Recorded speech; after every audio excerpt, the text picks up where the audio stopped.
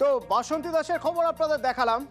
এবার 108 বছরের এক বৃদ্ধর খবর দেখাবো।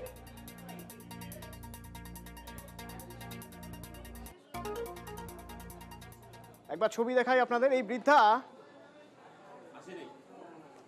ভোট দিতে চলে গেছেন, লাইনে, ভোটের লাইনে দাঁড়িয়ে আছেন। 108 বছর বয়স, ভাবা যায়। কিন্তু কেন?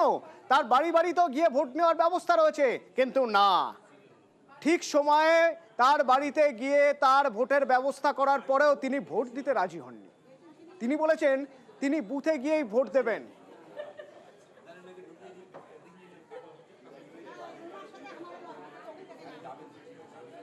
হতে পারে হয়তো তিনি তরুণ প্রজন্মকে উৎসাহিত করার জন্য চলে এসেছেন।